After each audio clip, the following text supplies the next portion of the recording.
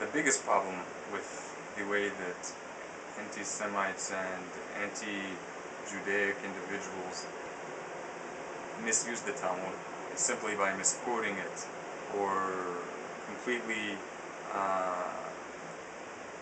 butchering a translation of it or ripping it out of its context when some crazy idea or some crazy statements may be within the context of an idea which in the same context is in the Talmud itself considered outrageous, but people just ignore the context. They should realize that the Talmud is not a codified book of law with law after law after law, and you just open it up and whatever you see is the law and the official stance. The Talmud is full of debates and arguments, many of which are extremely complex, and much of it isn't even legal. Much of it is simply stories and legends and things to get the average person's interest, because law doesn't exactly interest every person. This was the way in which they who codified the text of the Talmud, not that it's a codification of law in an organized manner, but the text of it. This is one of the ways in which they intended that it be spread throughout the Jewish people by putting folklore and other things which are interesting in the text, including medical advice, all sorts of things.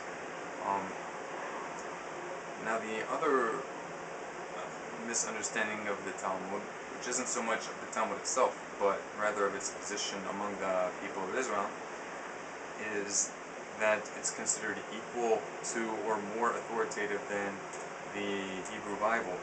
This is just outrageous. I don't recall, I'm not aware of any Jewish group that holds it equal to or even above the Hebrew Bible, and in fact that doesn't make much sense for one who is aware of the rulings in the Talmud. If you have in a burning house a text of the Talmud, having in mind that there's actually more than one Talmud, there's Talmud Yerushalmi and Talmud Babli, but if you have in a burning building or any situation of desperation, and you only have a choice of saving a Talmud or the Hebrew Bible, specifically the Torah, the 5 books of Moses, you save the 5 books of Moses from being destroyed, not the Talmud. You can ask for yourselves, different Jews, alright, through the internet, and ask them what type of Jew they are: Orthodox, Reform, Conservative, what type of Orthodox, Hasidic, what type of Hasidic group.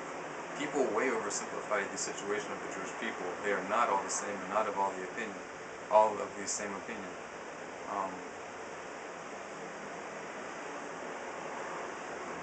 But it's important to keep in mind that we do not hold the Talmud equal to the Hebrew Bible. Alright, so the next thing I think is that although there are codified laws in the Talmud, like I said before, they're not in a codified organization, alright? You have to go through all the arguments and debates which are contained in the Talmud in order to finally arrive at the final ruling. And sometimes it's not explicit. Many times it is explicit. But even apart from that, the majority of Jews, in my opinion, unfortunately, do not recognize the legislative authority of the Mosaic court, whose rulings are preserved in the Talmud. Of course, there are the Karaites who don't give it any level of importance whatsoever, other than maybe as a record of a spurious opinion among the Jewish people.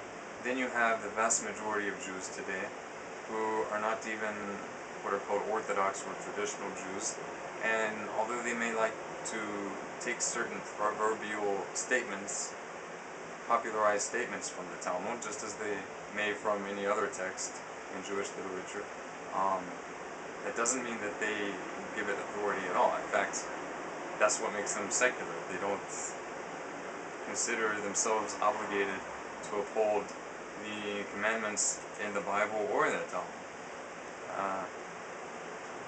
Another major facet of the Jewish people are Orthodox, which, as hopefully you guys realize, are not the majority of the Jewish people and not even half of the Jewish people, but they are a recognizable group among the Jewish people, and an important one, I think, according to all opinions, even of those who disagree.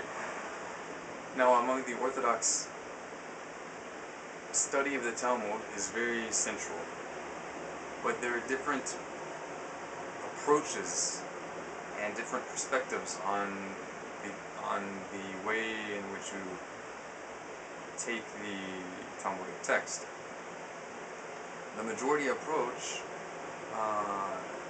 in Orthodox Jewish schools of learning is that you respect the rulings of the Talmudic sages, the sages whose opinions are given in the Talmud, and they recognize that there are opinions in the Talmud that are not to be followed, and as the Talmud explicitly states very often, that this opinion, already stated in the Talmud, is not to be followed, and then others we do follow. But the big issue among Orthodox, usually, is that even if there's a statement which the Talmud states is to be followed, alright? Even if the Talmud states that this is the majority opinion, and yet, for whatever reason, in the current era, whatever generation the Orthodox Jewish person finds himself, that particular ruling which the Talmud states is to be followed happens to not be followed, then the average Orthodox Jewish mindset will say it's not to be followed, simply based on the fact that it's no longer followed, despite that this is stated as the Talmudic ruling. In my opinion, that's very problematic as one who recognizes the absolute authority, legislative authority, regarding the proper implementation of the commandments and the law of Moses. Legislative authority regarding that implementation, which the law of Moses grants to the Mosaic court, the court established in the generation of Moses. And the Talmudic text is the only known record of their rulings before they were disbanded by the Romans. So that's, I think, the last major thing, that even among Orthodox Jews, even if the Talmud states a definitive ruling, that doesn't necessarily mean that all Orthodox Jews will follow it, or even consider it obligatory. And that's on top of the fact that Orthodox aren't even the majority of Jews.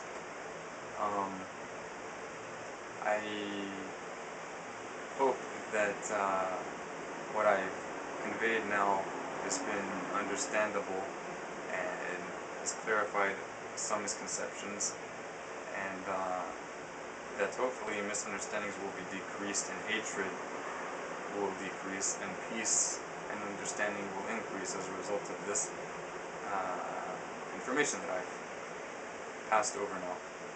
One last point I think I should make is that a lot of the anti-Judaic websites and arguments that people make, sometimes even when they do not misquote the text, they seem to claim that such and such text is coming from the Talmud, despite everything that I already said, when in fact that text, though it may not be a misquote, isn't coming from the Talmud, and may be an opinion of a more recent rabbi or a recent particular group of Jews, ignoring the fact that this is just one opinion, and it does not mean that all Jews recognize it. In fact, most likely, most Jews are not going to recognize that opinion, even if it's a well-respected individual among Orthodox Jews. As I said before, because Orthodox Jews, already being a diverse group in themselves, are not even the majority or even half of the Jewish people. There, I think that's enough, and may we all be strengthened by the Almighty in our pursuit of truth and of accurate knowledge of His will.